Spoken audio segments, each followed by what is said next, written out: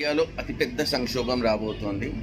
Matter ఏంటి అంటే రీసెంట్గా హెల్త్ ఇంటర్నేషనల్ హెల్త్ వాళ్ళు ఇచ్చిన రిపోర్ట్ ప్రకారంగా చూసుకుంటే ఇండియాలో ఫర్టిలిటీ రేట్ అనేది 1.3%గా నమోదవ్వడం అనేది జరిగింది. జనరల్గా ఇది 2.1 2.2 పైన ఉన్నట్టయితే ఒక కంట్రీలో బర్త్ రేట్ అనేది కరెక్ట్గా ఉన్నట్టు, కానీ ఇండియాలో 1.3 రేషియోలో ఉంది. అదే గనక మనం చూసినట్లయితే మన స్టేట్ వైజ్గా తెలంగాణ, ఆంధ్రప్రదేశ్ వచ్చేటప్పటికి 1.3 అండ్ 1.5 రేషియోలో ఉంది.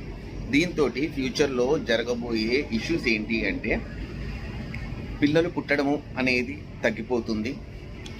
రీజన్ నెంబర్ 1, లేట్ మ్యారేజెస్ ఏవైతే జరుగుతున్నాయో దానివల్ల పిల్లలు అనేది పుట్టడం ఆగుతోంది.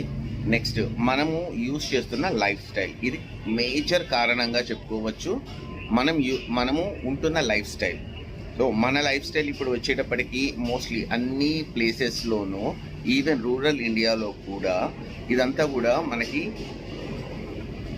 Urbanised life style, sophisticated western కల్చర్ని అడాప్ట్ చేసుకుని మన ఫుడ్ ఇంటేక్ ఏదైతే ఉందో వీటన్నిటిని మనం ఏదైతే మార్చేస్తున్నామో వీటి వల్ల ప్రజెంట్ మన బాడీలో జరిగే హార్మోనల్ చేంజెస్ వల్ల పిల్లలు పుట్టడము అనేది ఇబ్బందికరంగా మారింది.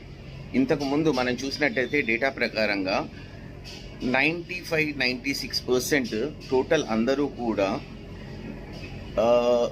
న్యాచురల్ డెలివరీలో వచ్చేవాళ్ళు. అలాంటిది లాస్ట్ 20 years నుంచి కనుక మనం అబ్జర్వ్ చేస్తే సి సెక్షన్స్ అనేవి పెరిగినాయి.